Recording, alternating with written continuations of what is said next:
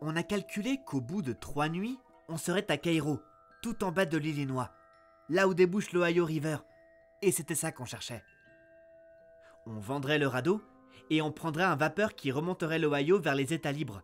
Et là, on n'aurait plus de problème. Eh ben, la deuxième nuit, un brouillard s'est abattu. Et on s'est dirigé vers un javot pour s'amarrer, car on ne pouvait pas continuer à descendre dans le brouillard. Mais quand j'ai pagayé à l'avant dans le canoë en emportant l'amarre, pour nous attacher, il n'y avait que de petits arbrisseaux. J'ai fait passer le cordage autour de l'un d'eux au bord de la rive en saillie, mais le courant était fort, et le radeau descendait si rapidement qu'il l'a arraché avec les racines et qu'il a continué sa course. J'ai vu que le brouillard s'épaississait. Ça m'a retourné l'estomac, et m'a fait tellement peur que j'ai pas pu bouger pendant une demi-minute au moins. Et alors, le radeau avait disparu. On ne voyait pas à 20 mètres. J'ai sauté dans le canoë et je me suis précipité à l'arrière et j'ai poussé avec la pagaie, mais il n'a pas bougé. J'étais tellement pressé que j'avais pas défait l'amarre. Je me suis levé et j'ai essayé de défaire le nœud, mais j'étais tellement énervé que mes mains tremblaient et que je pouvais rien en faire. Dès que je suis reparti, j'ai foncé comme un trait derrière le radeau le long du javot. Je transpirais, j'étais inquiet. Tout allait bien au début. Mais le javot n'avait pas plus de 60 mètres de long, et au moment où je m'en suis éloigné, je me suis retrouvé dans un brouillard blanc et dense, sans savoir davantage qu'un mort dans quelle direction j'allais.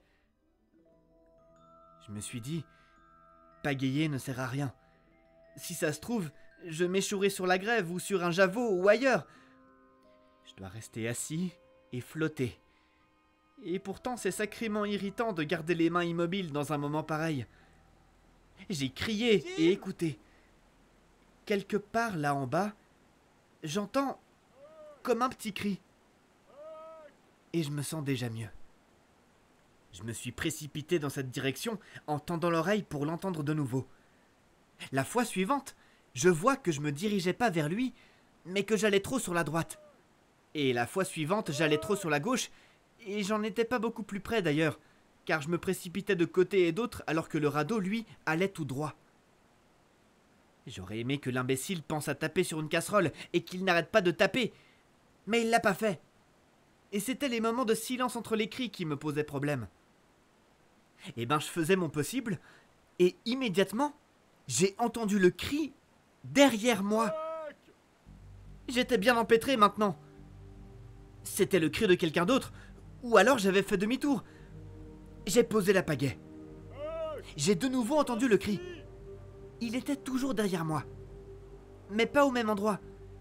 Il arrêtait pas de se rapprocher, et il arrêtait pas de se déplacer, et j'arrêtais pas d'y répondre jusqu'à ce que, une fois encore, il se retrouve devant moi, et je savais bien que le courant avait tourné l'avant du canoë dans le sens du courant, et que j'allais pas dans la bonne direction, si c'était Jim qui hurlait et pas quelqu'un d'autre, un flotteur sur un autre radeau. Je pouvais rien décider sur les voies dans le brouillard, parce que rien n'a l'air naturel dans le brouillard, et les bruits sont pas naturels non plus. Les cris continuaient, et une minute plus tard, j'arrive à toute vitesse sur une rive du fleuve en saillie avec des spectres de grands arbres dans la brume, et le courant m'emporte sur la gauche et me lance dans des rapides qui bouillonnaient en rugissant, car le courant allait très vite. 1 ou 2 secondes plus tard, tout était blanc de nouveau et calme. Je suis alors resté absolument immobile, et j'ai écouté mon cœur battre, et je crois bien qu'il a frappé 100 fois avant que je respire de nouveau. À ce moment-là, j'ai abandonné. Je savais quel était le problème. Cette rive en saillie faisait partie d'une île, et Jim était descendu par l'autre côté. C'était pas un javot que l'on pouvait passer en 10 minutes. Il y avait là de gros arbres. C'était une véritable île. Elle pouvait avoir 5 ou 6 miles de longueur, et plus d'un demi-mile de largeur. Je crois bien que je suis resté silencieux, tendant l'oreille, pendant environ 15 minutes. Je flottais sur l'eau, naturellement, à la vitesse de 4 ou 5 nœuds, mais on n'y croit jamais. Non, on a l'impression qu'on est immobile sur l'eau. Et si on aperçoit un petit obstacle qui passe tout près, on ne se dit pas qu'on avance très vite, mais on retient son souffle et on pense, eh ben, comme cet obstacle va vite. Si vous pensez que c'est pas vraiment lugubre et solitaire de se retrouver dans le brouillard comme ça, tout seul, de nuit, essayez un jour, vous verrez. Ensuite, pendant environ une demi-heure, je crie de temps en temps. Enfin, j'entends une réponse très lointaine. Et j'essaye de la suivre, mais je pouvais pas. Et immédiatement, j'ai vu que j'étais tombé dans un nid de javeaux. Car j'en avais de vagues aperçus de part et d'autre, et parfois à peine un étroit chenal entre eux. Et d'autres que je ne voyais pas, mais que je savais être là, parce que j'entendais le bruit du courant contre les broussailles mortes et autres branches qui pendaient sur les berges. Eh ben, j'ai pas tardé à perdre les cris au milieu des javeaux. Et je n'ai essayé de les suivre qu'un court instant de toute façon, parce que c'était pire que de courir après un feu follet. Jamais entendu un son se déplacer comme ça, et changer de place aussi vite et aussi souvent. J'ai dû me dépêtrer de la berge à toute vitesse, 4 ou 5 fois, pour pas bouter les îles hors du fleuve. Et je me suis dit alors que le radeau devait se cogner contre la rive de temps en temps. Sinon, il serait déjà loin devant moi, et j'entendrais plus les cris. Il flottait en descendant un peu plus vite que moi. Et puis, au bout de quelque temps, j'ai pensé que j'étais de nouveau dans le fleuve lui-même. Mais pas la moindre indication d'un cri quelque part. Je me suis dit que Jim avait dû se trouver bloqué par un obstacle peut-être, et qu'il pouvait plus descendre. J'étais complètement épuisé, et je me suis couché dans le canoë, et j'ai pensé que j'allais plus m'inquiéter. Je voulais pas m'endormir naturellement, mais j'étais tellement fatigué que j'ai pas pu m'en empêcher, alors je me suis laissé aller à un petit somme. Mais j'ai bien l'impression que c'était plus qu'un petit somme, car quand je m'ai réveillé, les étoiles brillaient dans le ciel, le brouillard avait complètement disparu, et je tournoyais le long d'un grand coude, la poupe en avant. Tout d'abord, je savais pas où j'étais.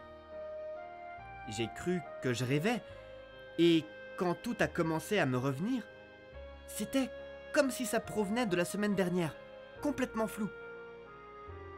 Le fleuve était monstrueusement large à cet endroit, avec les plus grands et les plus gros arbres sur les deux rives, comme deux immenses murs d'après ce que je voyais à la lumière des étoiles. J'ai regardé en aval et j'ai vu un point noir sur l'eau.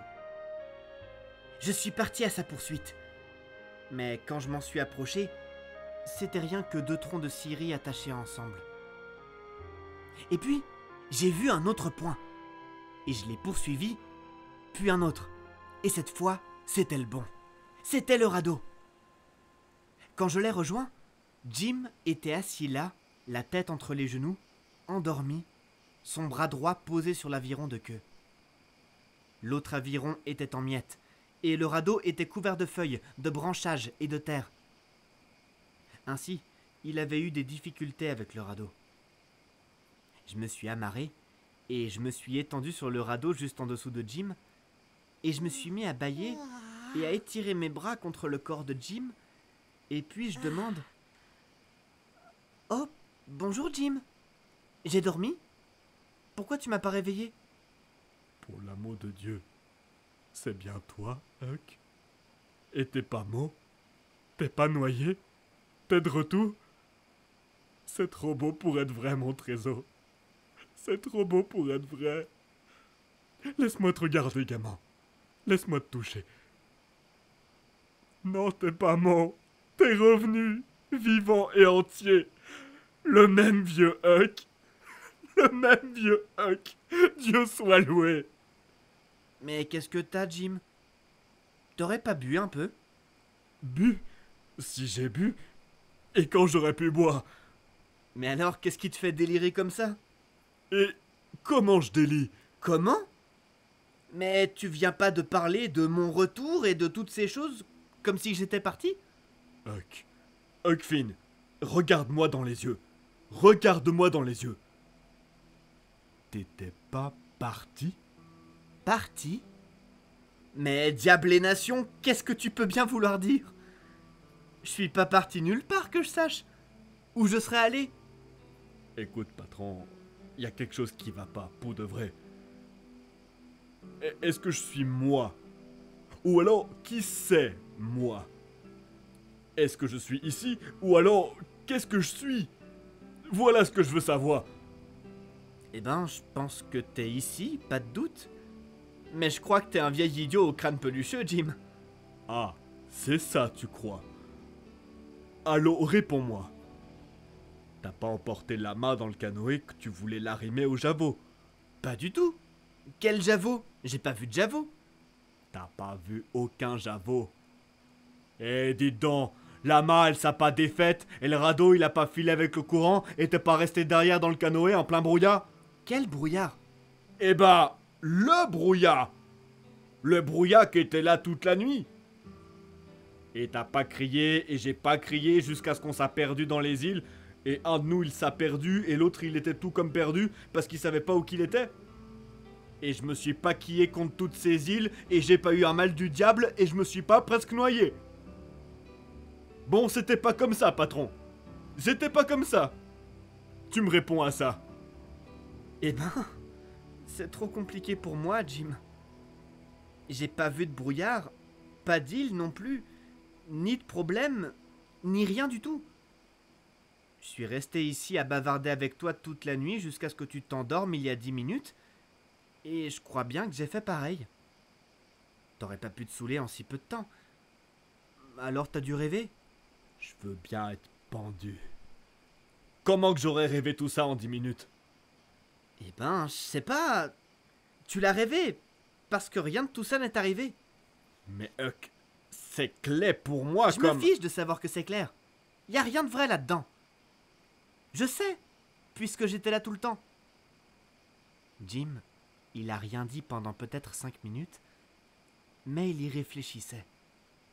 Et puis, il dit... Eh bien alors, je suppose que je l'ai rêvé, Huck. Mais que l'on me change en chat si c'est pas le plus puissant des rêves que j'ai jamais fait. Et j'ai jamais eu un rêve avant qui m'a fatigué comme celui-là. Oh, eh ben, c'est comme ça. Parce qu'un rêve, ça fatigue quelqu'un plus que tout, quelquefois. Mais celui-là, c'était un rêve carabiné. Raconte-moi, Jim. Alors, Jim s'est mis au travail et m'a tout raconté du début à la fin, exactement comment ça s'est passé. Seulement, il a pas mal enjolivé. Et puis, il a dit qu'il doit recommencer et le interpréter, parce qu'il avait été envoyé pour nous avertir. Il a dit que le premier javot, il représentait un homme qui chercherait à nous faire du bien, mais que le courant était un autre homme qui nous éloignerait du premier. Les cris étaient des avertissements qui seraient dirigés vers nous de temps en temps, et si nous ne faisions pas de gros efforts pour essayer de les comprendre, ils nous entraîneraient tout simplement vers la déveine au lieu de nous en sortir. Tous ces javots ensuite, c'étaient les problèmes que nous allions avoir avec des gens querelleurs et avec toutes sortes de gens méchants. Mais si nous nous occupions de nos propres affaires, si nos réactions ne les mettaient pas en colère, tout irait bien et nous sortirions du brouillard pour nous retrouver sur le grand fleuve à découvert, c'est-à-dire dans les états libres, et nos difficultés seraient terminées. Le ciel s'était couvert de lourds nuages juste après mon arrivée sur le radeau, mais il se dégageait à présent. Oh, eh ben, tout ça est très bien interprété dans l'ensemble, Jim, je lui dis. Mais que représentent toutes ces choses-là? C'étaient les feuilles et les débris, et l'aviron cassé. On les voyait très bien maintenant. Jim a regardé les débris, et puis il m'a regardé, puis de nouveau les débris. Il avait fixé le rêve avec tant de force dans son esprit qu'il semblait incapable de s'en débarrasser et de remettre les faits à leur place immédiatement. Mais une fois qu'il est parvenu à tout réordonner, il m'a regardé droit dans les yeux, sans un seul sourire, et il me dit « Ce qu'il représente, je m'en vais te l'expliquer. » Après que je me suis esquinté au travail, et que je t'ai appelé, et que je m'ai endormi, mon queue, il était tout brisé parce que t'étais perdu. Et je me fichais bien de ce qu'on allait devenir, moi et le radeau. Et quand je me réveille et que t'es revenu, en un seul morceau, Les larmes viennent, et j'aurais pu me mettre à genoux pour embrasser ton pied tellement que je suis content. Et tout ce que tu te disais, c'était à comment tu allais couvrir le vieux Jim de ridicule avec un mensonge. Ces débris, c'est des ordures. Et les ordures, c'est les gens qui mettent des saletés sur la tête de leurs amis et leur font honte. Alors il s'est levé très lentement et est entré dans le wigwam, et il y est allé sans dire autre chose que ça. Mais c'était suffisant. J'ai eu l'impression d'avoir été méchant, et j'aurais pu embrasser son pied pour qu'il reprenne tout ça. Il m'a fallu un quart d'heure avant de trouver le courage d'aller m'humilier devant un nègre. Mais je l'ai fait. Et j'en ai jamais eu honte après. Je lui ai plus joué de mauvais tours. Et je lui aurais pas joué celui-là si j'avais su qu'il le prendrait comme ça.